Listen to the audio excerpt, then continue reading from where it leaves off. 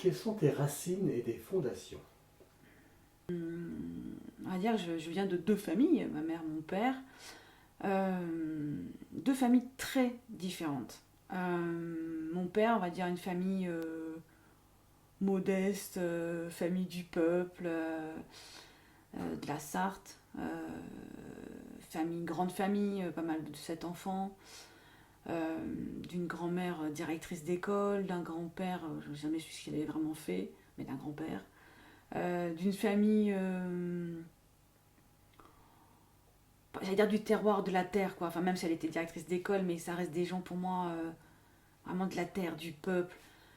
Mais du peuple parce que aussi ouvert vers le peuple. Ma grand-mère a fait de l'accueil de familles de prisonniers, a fait secours catholique.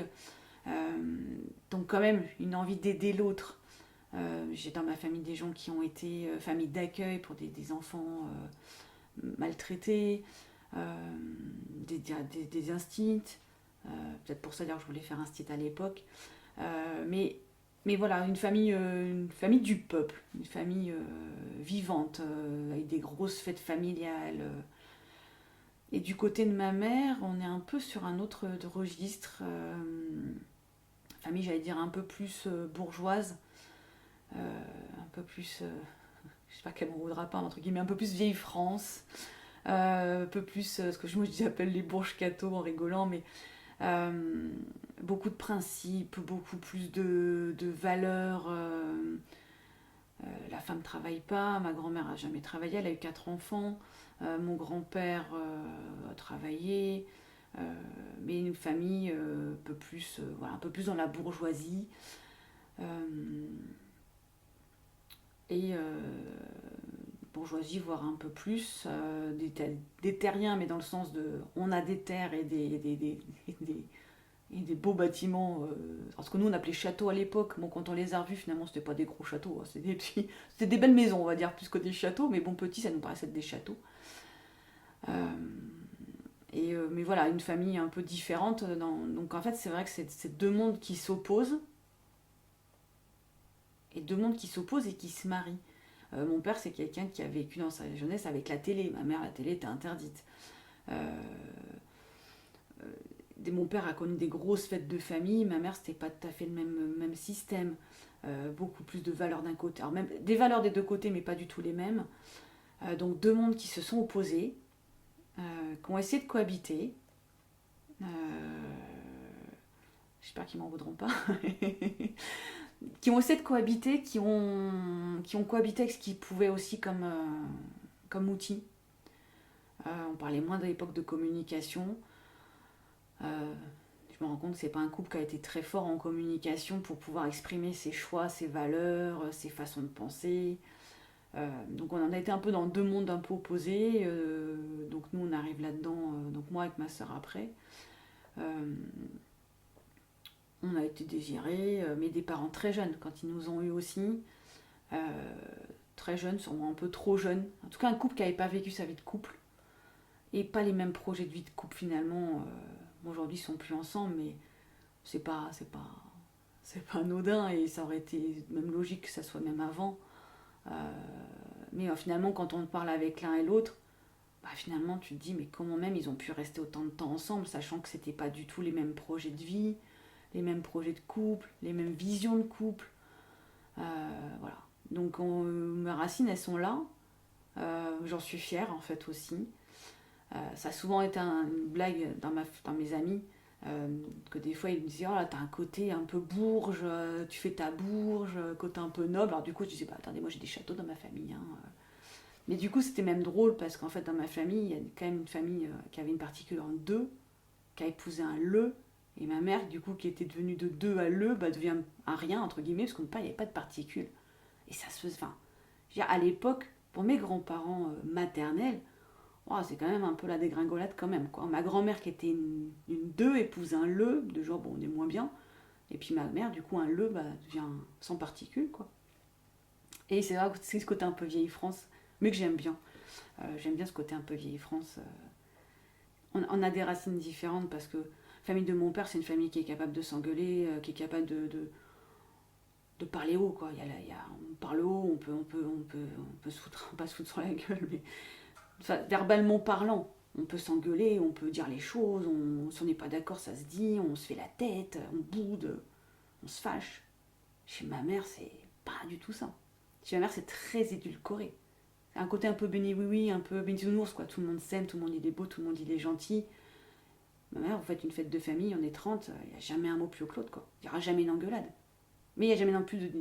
Voilà, on évite tous les sujets, je pense, qui peuvent. Parce qu'on est tous dans deux bords politiques différents ou religieux, mais c'est drôle. En fait, une fête de famille chez ma mère, c'est le monde des bisounours, quoi. Mais c'est chouette aussi. Qu'est-ce que tu peux nous dire de plus sur tes parents? En fait, j'ai pris des deux. Donc en fait, c'est là où mes racines, elles sont vraiment bien ancrées quand même. J'ai pris vraiment des deux. J'ai pris du côté de ma mère ce côté sociable, parler à tout le monde, le côté pleine de vie, avoir envie de faire plein de choses. Ce côté, ouais, ce côté parlotte facile.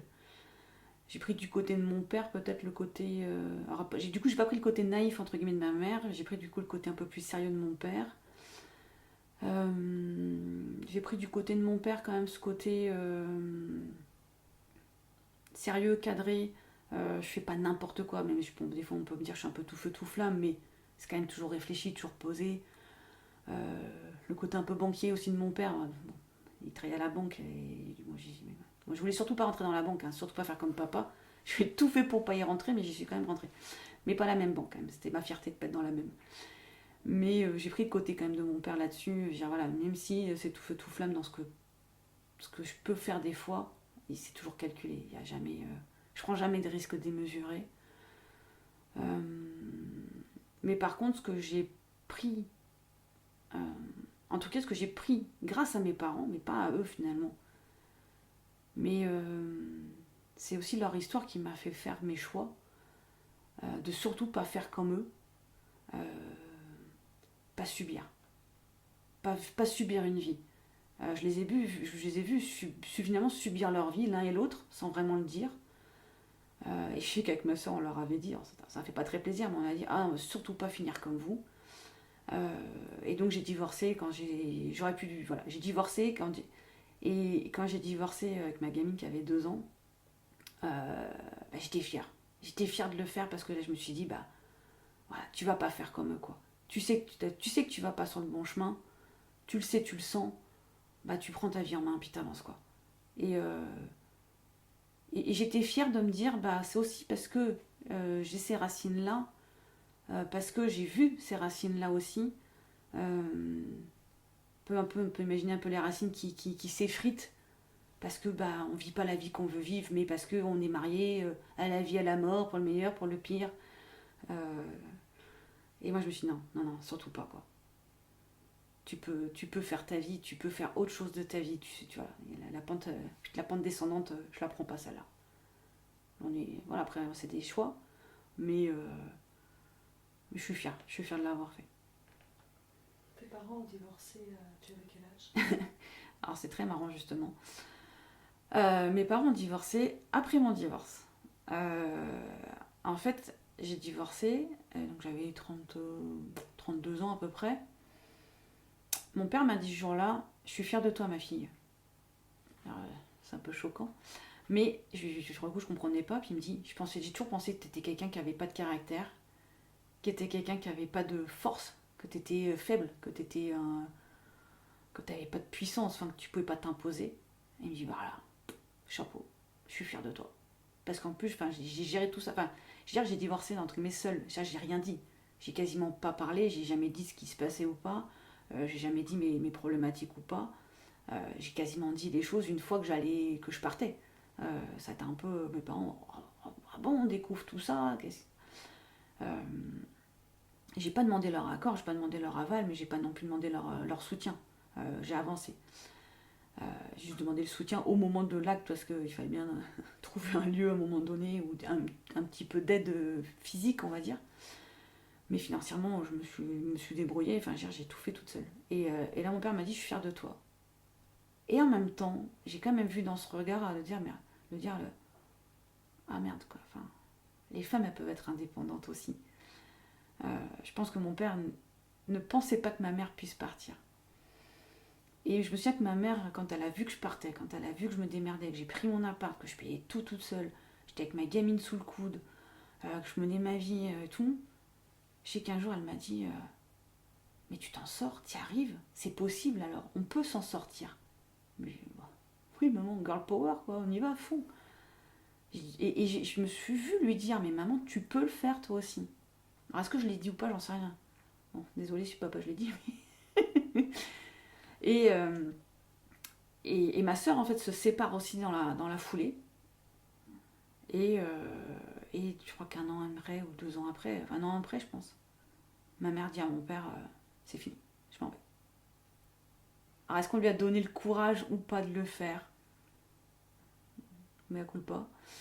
Je pense en fait. Je pense qu'il y a eu aussi de se dire mes filles elles le font et on peut le faire quoi. Je peux m'en sortir. Et du coup elle a divorcé dans la foulée. Elle travaillait ta maman? Ouais. Ouais, elle travaille toujours, elle est bientôt à la retraite, mais elle travaille toujours en tant que diététicienne. Mais elle fait beaucoup, enfin, elle est dans la formation, puisque elle ne fait pas de consultation diététique, elle est dans la formation. Mais je me souviens, c'était complètement même lunaire pour avec ma soeur, parce que nous on a toujours vécu, enfin moi je suis partie chez mes parents très tôt, j'ai toujours tout géré, mes apparts, mes machins, mes loyers, mes factures et tout. Et on s'est rendu compte quand ma mère elle est partie, alors, si elle a 32 ans, elle doit en avoir une cinquantaine, au moins. 52, 53. Et de me dire à ma mère, mais maman, tu peux...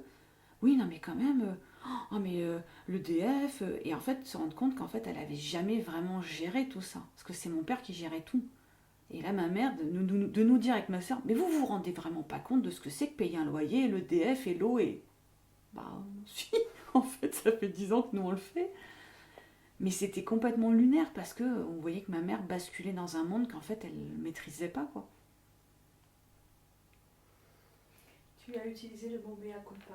Quand tu as utilisé ce mot mea culpa, c'était par rapport à quoi ta référence? Bah mea culpa parce que je sais que mon père a pas supporté cette période de divorce et je pense qu'il la supporte toujours pas. Il n'a toujours pas digéré ce problème là.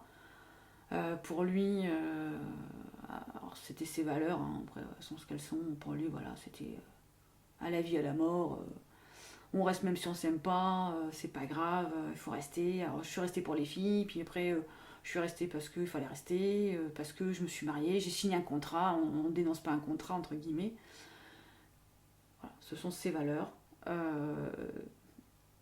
Mais à coup pas parce que peut-être qu'il s'est jamais rendu compte que oui, c'était pas un couple qui devait vivre, c'était pas un couple qui devait rester ensemble et c'est vrai qu'en tout cas personnellement j'ai jamais rien fait pour que mes parents j'avais 15 ans aussi à l'époque, à 15 ans je disais à ma mère maman divorce quoi, si t'es pas heureuse bah tu te divorces, t'inquiète pas on sera là, sans mesurer à 15 ans on mesure pas tout.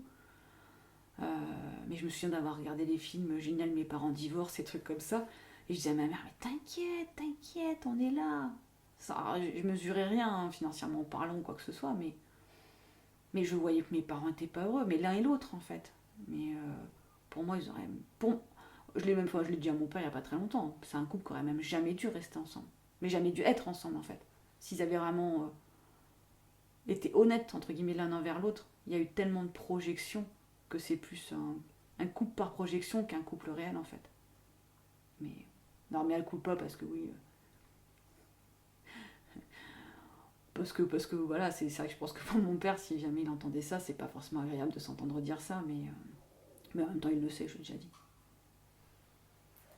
Et pourtant, tout à l'heure tu me disais que dans la famille de ta maman, il y avait un problème de communication où on ne se disait pas forcément les choses, même si on les pensait, on évitait les sujets qui fâchent. Et après, tu me dis que ta mère est plutôt une communicante, qu'elle aime socialiser, etc. Et de ton père qui vient du terrien, c'est lui le banquier. On dirait presque, enfin, c'est une question que je pose. Est-ce qu'ils ne se sont pas élevés l'un et l'autre? Quand je dis élevé, c'est dans les deux sens. Hein. Ah C'est oui, pas oui. éduqué. Oui, Ils ont en fait, appris mon à- père a ouvert ma mère. Mon père, en fait, a ouvert ma mère au monde. Elle a découvert la télé, elle a découvert le cinéma, elle a découvert les sorties, elle a découvert les voyages. Ma mère, je pense. Ils se sont rencontrés très jeunes, hein, ils avaient 15-16 ans hein, de mémoire quand ils se sont rencontrés. Peut-être même plus, je pense même pas plus jeune, je pense pas. Mon père a ouvert ma mère au monde, ça c'est sûr. Euh, il lui a permis de s'émanciper, il lui a permis de sortir aussi peut-être de ce cadre un peu trop familial, bourgeois entre guillemets. Ma mère a permis à mon père, qui était le septième de 7 enfants, de prendre une place d'homme, euh, de prendre une vraie place d'homme. Donc ils se sont vraiment émancipés au démarrage. Alors, le problème, c'est qu'en fait, ma mère a continué à s'émanciper. Beaucoup. Trop, au goût de mon père, je pense. Et en fait, il faut savoir, c'est que mon père était banquier, mais banquier à l'époque dans une banque nationale, enfin même internationale, mais une banque où tous les 4 ans on déménageait. Donc tous les 4 ans, ma mère devait changer, en tout cas de métier, ou de boulot, ou de lieu de vie. Crise ou pas de la quarantaine, ou ras-le-bol de déménager, de changer de boulot, elle décide à 35 ans, à peu près, de reprendre ses études et de changer. Donc elle était secrétaire médicale, elle fait des études de diététique. Et donc ma mère passe son BTS quand moi je passe mon brevet, à peu près. Donc elle reprend vraiment à la base, hein. Elle se retrouve à l'école avec des gamines de 18 ans. Enfin voilà, fierté totale pour ma mère à ce moment-là, parce que maman de 2 enfants, 2 ados, mon père était tout le temps absent la semaine à ce moment-là aussi. Donc on vit à 3, un peu en vase clos quand même à 3. Hein. Donc c'est aussi pour ça, je pense qu'à ce moment-là, avec ma soeur, on se disait, bah de toute façon, si le divorce, c'est limite ce qu'on vit, entre guillemets, aujourd'hui, quoi. Et ma mère, en fait, là, par contre, s'émancipe complètement. Et j'allais dire, laisse un peu mon père à sa place, un peu sur le carreau. C'est-à-dire que lui, il s'émancipe dans son travail, mais pas à côté. Ma mère s'émancipe totalement. C'est-à-dire qu'elle s'émancipe dans son travail, mais elle s'émancipe complètement à côté. Et là, elle rentre dans les cercles de femmes créatrices d'entreprises, dans des trucs, enfin, voilà, dans tous ces groupements, donc entre femmes, ce qui énerve énormément mon père, qui ne supporte pas ce côté femme entre femmes. Et là, en fait, c'est là où arrive le gros clash finalement. Ma mère crée son cabinet de diététique, mais ma mère n'est absolument pas une commerciale dans l'âme, n'est pas une entrepreneuse dans l'âme. Mon père essaye à sa façon de lui expliquer comment on fait, donc le côté commercial, mais il lui explique pas vraiment de façon claire, enfin, si de façon claire, mais un peu de façon brutale. Donc ma mère, du coup, bah, elle comprend pas, elle se ferme, elle s'énerve. Les chiffres, c'est pas son truc. Mon père, du coup, s'énerve sur les chiffres. Hein. Et en fait, ma mère s'émancipe complètement à ce moment-là. Là, elle a des copines, elle a ses cercles, elle a ses réunions. Et là, mon père, par contre, lui, se ferme complètement. Et en fait, mon père reste sur place. En fait, mon père ne s'émancipe plus, et ma mère s'émancipe. Et en fait, c'est là où, pour moi, il y a le basculement en fait du couple. Et ton père, après, a continué à bouger? Tu disais que vous viviez toutes les 3. Ouais, et mon père, en fait, a continué à bouger, et jusqu'au jour où ma mère lui dit, bah moi, je te suis plus. On bouge plus. On reste là. Parce que bah, elle a créé son cabinet, parce qu'elle a créé son réseau, parce que non, plus. Puis nous, nous aussi, lycée ou fac, enfin je sais plus quel âge on a à ce moment-là, mais pareil, on lui dit non, bah tu pars seul quoi. Donc il est parti à Marseille, il est parti à Paris, donc ils ont vécu à se voir que le week-end, puis un week-end sur 2, puis un week-end sur 3. Et puis voilà, le couple s'étiole quand même, mais le couple ne parle pas. C'est-à-dire qu'en fait ça parle de beaucoup de choses, sauf du couple. Enfin ça c'est ma vision externe hein, de ce que je vois à ce moment-là. Il n'y a pas de discussion de couple vraiment. Et voilà, le couple du coup s'étiolait tranquillement, doucement, jusqu'au moment où ma mère en fait vit seule, mon père vit seul, et ma mère se dit voilà, enfin, le couple est arrivé à la fin quoi. Quand tu parles de tes parents, tu dis que tu as appris de ta mère, de ton père. Mais qu'est-ce que tu as appris? Qu'est-ce qu'eux t'ont appris?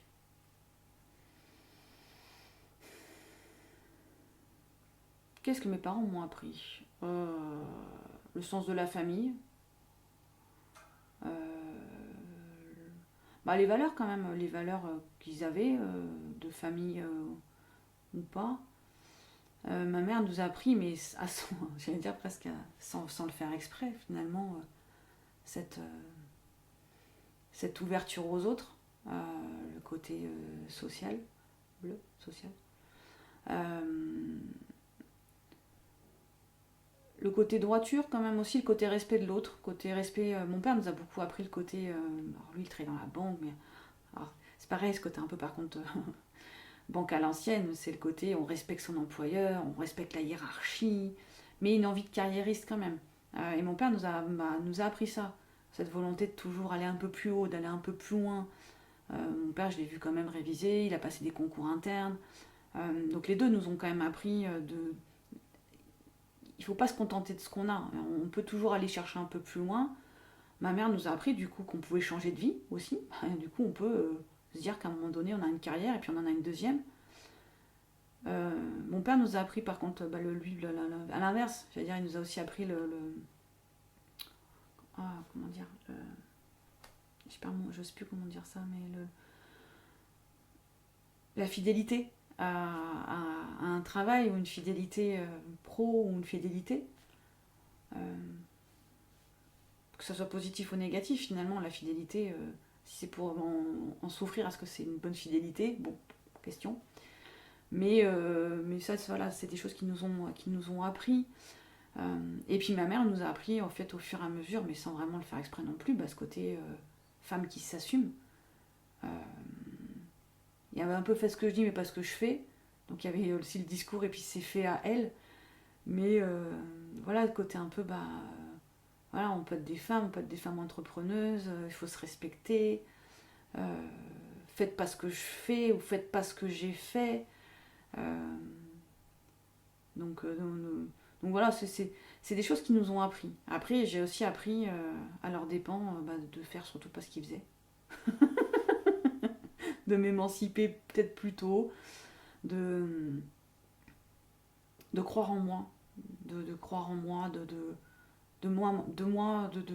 d'avancer moi-même. Parce que par contre, c'est vrai que c'est des parents, on s'est rendu compte, mais avec leur recul aussi, que c'est des parents qui ont été très préoccupés par leur vie perso, très préoccupés par leur vie pro, mais qui ont du coup pas été très présents des fois quand nous on en avait besoin en tant qu'enfants, peut-être pour nous aider dans nos orientations d'école, ou pour nous aider dans nos orientations pro, ou pour nous aider dans nos orientations diverses en fait. En fait, c'est des parents, on s'est rendu compte, mais avec le recul, en tout cas voilà, moi je me suis dit, en fait oui, c'est vrai que mes parents, non, à ce moment ils n'ont pas été là. Ils ne se sont jamais posé la question de ce que j'allais faire après comme étude. Ils se sont jamais posé, ils m'ont posé la question, qu'est-ce que tu veux faire? On a 18 ans ou 17 ans. J'ai dit, moi je veux faire un stit. Ok. Et je me souviens de mes profs qui me disaient, mais tu peux faire tellement autre chose que ces études que tu veux faire, sans dénigrer en fait aucune étude, mais tu peux faire autre chose, tu as tellement d'autres capacités. Mais on n'a pas eu... en tout cas, moi, j'ai pas ressenti des parents qui ont été moteurs. J'aime pas moteur dans faites du sport, en tout cas pour moi, pas moteur dans faites du sport, faites de la musique. Il fallait pas non plus être des enfants. Moi, en tout cas, c'est ils le savent aussi, mais cette enfance un peu édulcorée. Il fallait être enfant, il fallait que je sois une enfant qui prenne pas non plus trop de place. Il fallait pas trop déranger leur organisation. On s'adaptait. Enfant, tu t'adaptes à l'organisation des adultes et pas l'inverse. Donc si on voulait faire un truc avec ma soeur, du sport ou quoi que ce soit, il fallait que ce soit le même soir, quoi. Il fallait pas forcément que ça gêne un autre soir.